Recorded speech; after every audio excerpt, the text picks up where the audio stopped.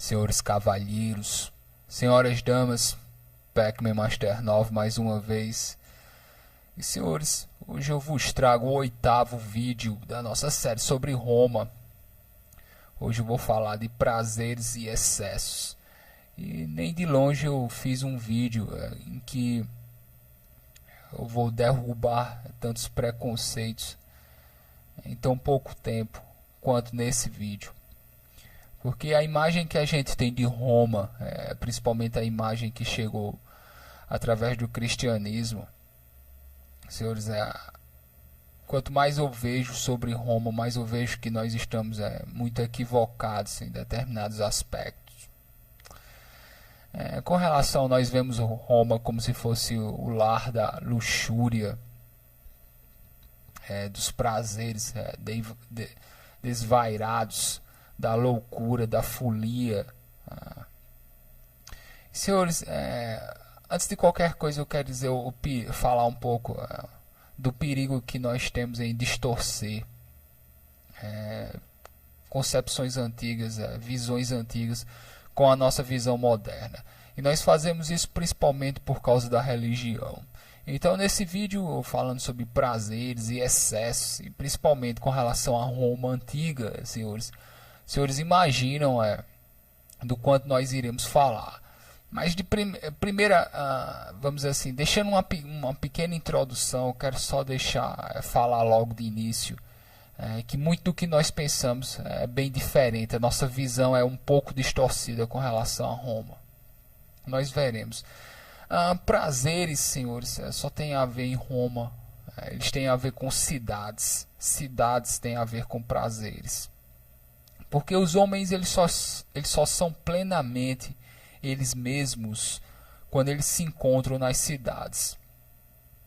É na cidade romana que o homem consegue atender a todos os seus prazeres e necessidades de forma plena. Então a cidade ela tem comodidades materiais. Eu posso citar aqui os banhos, as fontes, os prédios. As cidades elas são cidades muradas. Então aí nós vemos uma questão de segurança. Mas falando um pouco dessas estruturas urbanas que existem na Roma antiga, nós temos banhos. Até hoje nós estranhamos uma visão moderna em que pessoas vão tomar banho. Primeiro, os banhos são com água aquecida, tá ok? E nós estamos aqui na Europa, então muitas vezes um banho público é o único lugar quente, aquecido. Era realmente assim algo que fazia as pessoas da cidade se orgulharem pelos banhos públicos que eles tinham lá. Era uma espécie de sauna, era um prédio, e o prédio inteiro você tinha diversas piscinas. Todos poderiam pagar uma pequena quantia e frequentar. E você tinha escravos, mulheres, crianças, homens de todas as idades, todo mundo por um pequeno espaço de tempo desfrutava. Os banhos públicos eles são lugares como hoje seria o cinema, os restaurantes, as lanchonetes, por exemplo. Lugar onde todo mundo vai, paga uma pequena quantia e passa aquele tempo ali. As pessoas usavam para conversar e tal. Com relação às fontes, em Roma você não tem água encanada. Aliás, existe uma lei que proíbe que os romanos tirem água, puxem água para dentro de casa. Tá ok? Então você tinha as fontes, as pessoas, os escravos, eles iam lá com os baldes e pegavam a água que precisavam para fazer seus afazeres domésticos e traziam água para dentro de casa. Cidades são muradas, vocês têm os prédios públicos para resolver as questões públicas, foram construídos por alguma família, esperando algo em troca, geralmente relacionado a imposto, tá ok? Senhores, uma questão muito importante aqui com relação ao costume romano é esse conceito banquete. O banquete se chama comissatio. E o banquete, na verdade, ele é como se fosse uma pequena festa. O banquete não é só a ideia que nós temos de banquete atualmente, tá ok? O banquete ele é uma pequena festa. E o banquete ele tem toda uma hierarquia, ele tem todo um conjunto de regras para acontecer. Então, por exemplo, ele tem uma hierarquia na mesa, é o lugar que as pessoas sentam. Outra coisa é que as pessoas banqueteavam geralmente com pessoas relativas, além da família, também com relação à profissão que você seguia. Então, por exemplo, se você fosse comerciante numa determinada cidade, ou você fosse soldado, ou você fosse marinheiro, as classes, além, fora da família, do círculo da família, do clã, dos clientes, dos servos, as classes elas costumavam banquetear juntas. E mais uma vez obedecendo uma hierarquia estrita, com relação às pessoas que vão sentar na mesa, o lugar em que você senta, tá ok? O banquete geralmente é dividido em duas partes. A primeira parte você come e bebe, e a segunda parte você só bebe, que aliás é a parte mais importante. Nos banquetes, você, como eu disse, como o banquete ele é uma pequena festa, então você tinha músicos, você tinha poetas, você tinha filósofos, você tinha todas essas pessoas que faziam com que o banquete se tornasse mais interessante. Então as pessoas cantavam, elas discutiam filosofia, elas declamavam poesia, como eu digo, como se fosse uma pequena festa, né? É extremamente importante. Eu diria, o banquete é na verdade o acontecimento mais cotidiano, eu diria assim, em Roma. Não é? É como se fosse uma pequena festa particular, e ele é muito comum, e ele tem, como eu já coloquei, algumas regras, conforme ele ocorre. Fora o banquete que ocorre em casa, você tem as tabernas. E nessas tavernas, algumas pessoas, dependem da região, algumas pessoas chamam tabernas, outras pessoas chamam tavernas. Tá ok, senhores, eu vou chamar taberna, mas muda um pouco de pronúncia aí, conforme a região do país. Nas tabernas, você tem as confrarias, as colédias. E, senhores, aqui é algo muito importante com relação a Roma, que é o seguinte: em Roma, várias pessoas se reúnem nesses bares, e eles formam essas coisas chamadas confrarias, o collégia. E essas confrarias, elas existem em toda Roma. Elas não chegam a ser pequenos partidos políticos, mas as pessoas se reúnem em confrarias com relação aos mais variados assuntos. Uma confraria ela pode ser desde um pequeno partido político até uma seita religiosa. Mas o que nós sabemos hoje é que existiram milhares em Roma. Os imperadores, na verdade, eles tinham medo dessas confrarias. E é algo completamente comum. Você tem essa reunião de pessoas nas tavernas, tá ok? Tabernas, como vocês queiram, senhores, e você tem confrarias. Essas pessoas se reúnem para adorar um determinado Deus. Como eu havia falado aqui, em Roma, o seu credo religioso ele não é imposto. Nunca foi. Nunca houve imposição de credo religioso em Roma antes do cristianismo. Não só cada cidade tinha suas divindades, mas as diferentes confrarias elas se reuniam para adorar seus deuses. Era óbvio que o mais comum de todos era Baco, tá ok? E nessas confrarias, nessas colégias, escravos também podem participar, tá ok? Outra coisa interessante é o seguinte: as confrarias, elas que tomam conta dos enterros, do velório de seus membros. Então, muitos escravos, aliás, faziam parte desses grupos que se reuniam nas tabernas, com o único intuito de ter um velório, ter um enterro, porque eles enterravam os seus. Tá ok? Então é costume entre as confrarias enterrar os seus, que já é algo que é de se preocupar. A maioria dos escravos poderiam simplesmente ser enterrados como animais, né? Então essas confrarias, mais uma vez, elas vão desde de reuniões políticas até grupos religiosos. Aliás, é muito provável que os cristãos tenham imitado essas confrarias quando eles começavam a se reunir para discutir as questões que eles discutiam, porque esse era o costume romano muito mais do que era no território judeu, tá ok? Então, senhor, só adiantando um pouco aqui, mas muitos dos costumes que os cristãos vieram adotar, na verdade, eram costumes romanos, que as pessoas praticavam em Roma. Quando eu falar dos filósofos mais à frente e tal, os senhores entenderão. Então, senhores, nós temos essas confrarias. Confraria, ela pode ser, você entenderia, ela pode ser desde uma confraria até uma seita. Ela, vamos dizer assim, ela gira nesse espectro. Os imperadores, os políticos têm medo delas. Elas são extremamente populares. Eles são grupos, daí que vocês entendem como surgir grupos como a maçonaria, por exemplo. Isso é costume latino, já desde Roma Antiga, senhores. Então, o paganismo, eu vou usar esse termo aqui, eu não gosto de usar esse termo paganismo, mas infelizmente eu tenho que usar, mais uma vez, o cânone horrível, a nossa visão distorcida, moderna, em cima dos antigos, nós violentando, mas eu vou usar esse termo pagão. E nesse paganismo, a celebração religiosa ela é uma festa. Isso é com relação a Baco, é a divindade mais representada em todo o universo latino, tá ok?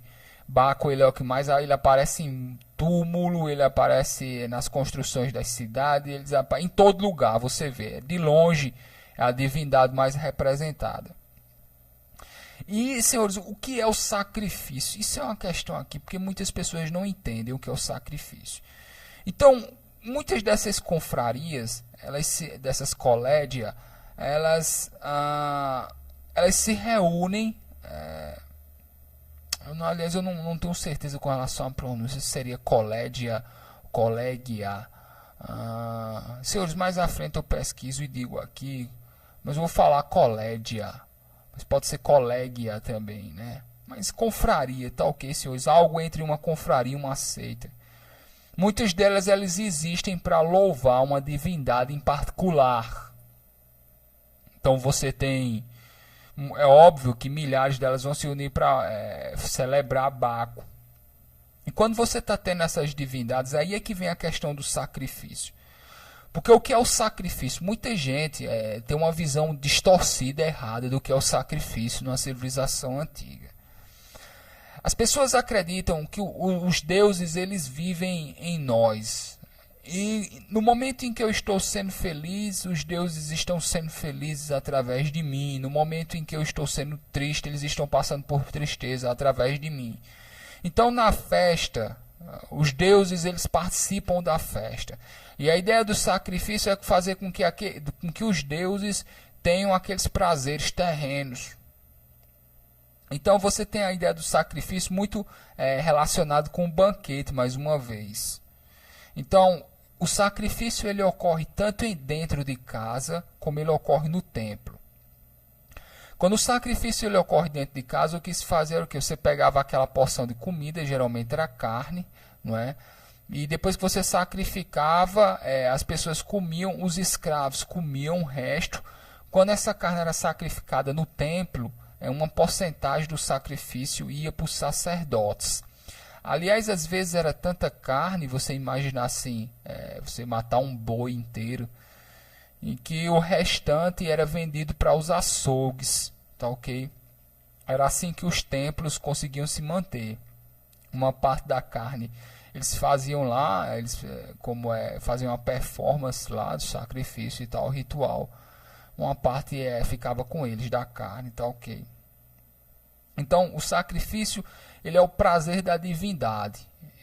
O sacrifício é feito para você trazer prazer à divindade, que ela participe daquela festa, daquela dança, que ela participe daquela enquanto você estiver bebendo o vinho e comendo a carne.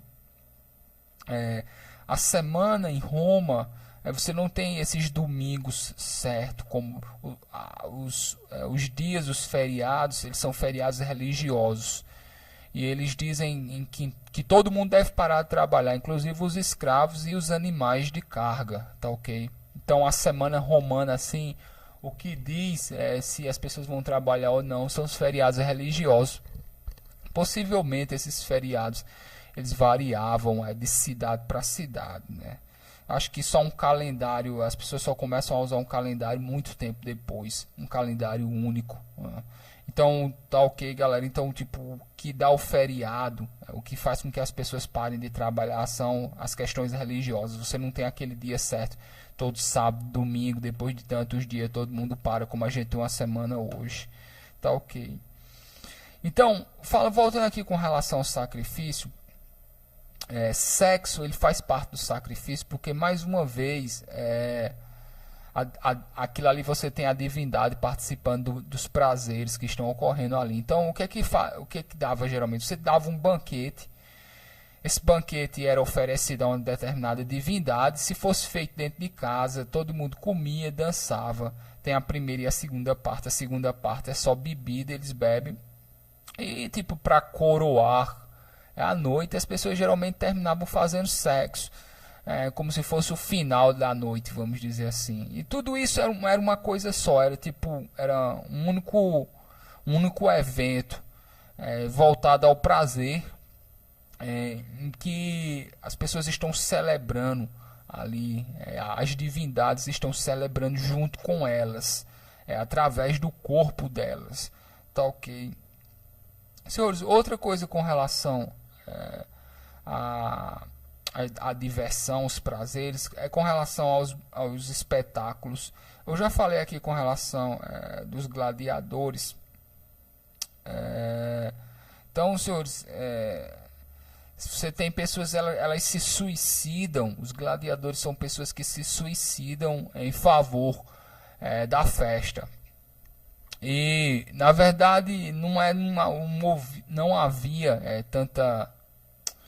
não era tão épico quanto nós pensamos hoje. A relação com os gladiadores era parecido com o circo, tá ok? Então você tinha, aliás, eu acho que até essa expressão circo dos gladiadores e tal, mas não tinha nada a ver com uma arte. Por exemplo, você tem uma arte marcial que tem toda uma relação de nobreza e aprendizado e tal.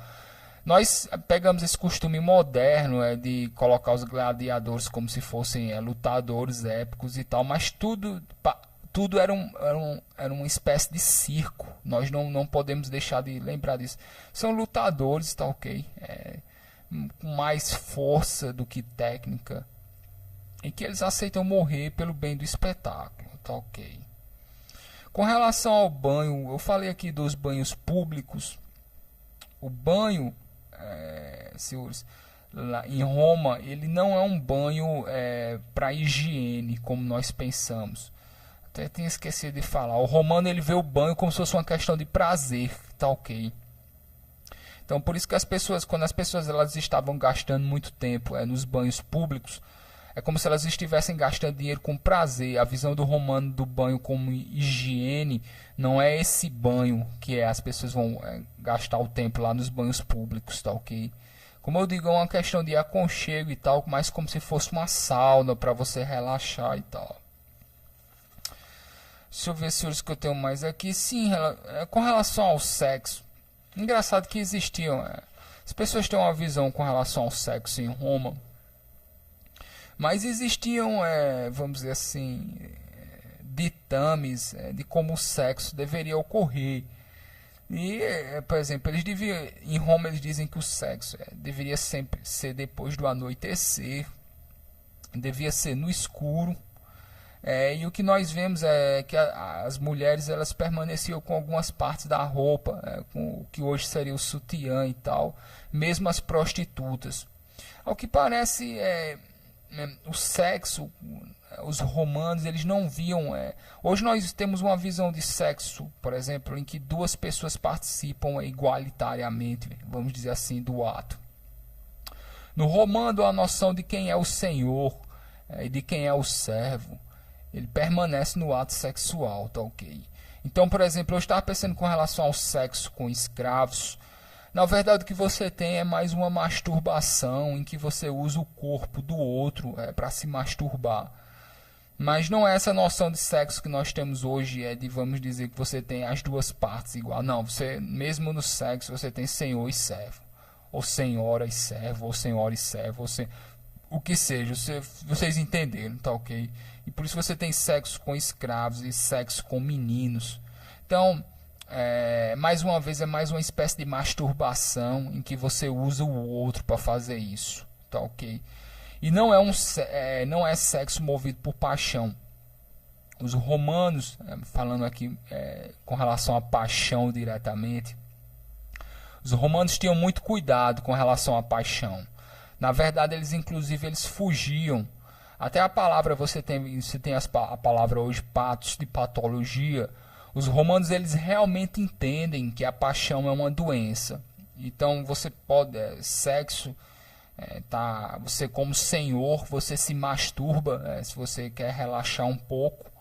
Mas isso está muito longe de paixão, mesmo com relação entre homens e mulheres. Mas existia, senhores, você tem aí muita poesia falando de paixão entre homens e mulheres, homens e homens e tal, mulheres e mulheres e tal. Mas os romanos entendem a paixão não como algo para você, não como algo benéfico, algo do bem, algo puro e belo, como nós tivemos depois do romantismo. Nós temos uma visão romântica disso, nós modernos. A visão do romano, eu acredito, que ele vê a paixão como algo de doença mesmo. Quem está apaixonado está doente, tá ok? Porque eles veem que a paixão faz com que a pessoa se entregue como um escravo, que você tenha a complacência dos sentidos e tal, você se torna efeminado, como eles dizem e tal. Então, para o romano, um senhor, ele não se apaixona, ele não faz sexo por paixão. Ele tem filhos com a mulher dele, se ele quiser ter filhos, herdeiros, por uma questão familiar. E se ele quiser se masturbar, vamos dizer assim, ele vai usar os escravos, ou meninos, ou escravas, ou o que ele quiser.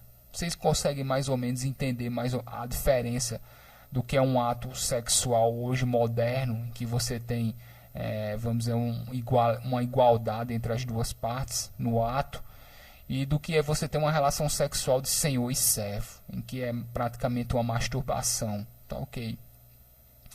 Então, senhores, eu acho que o assunto acaba por aqui. Eu vejo os senhores no próximo vídeo, dando alguns recados aqui. Não esqueça, senhores, da página no Facebook, tá ok? Para os senhores manter as atualizações. Aliás, senhores, tem alguns links aí embaixo. Os senhores podem conhecer meu canal pessoal também, onde eu faço para meus amigos, levo minha discussão, gravo vídeo sem edição nenhuma, sem pretensão nenhuma. Tem o meu canalzinho pessoal, tá ok? E eu vou ficando por aqui. Então, senhores cavalheiros, senhoras damas, obrigado pela paciência, senhores. Se cuidem.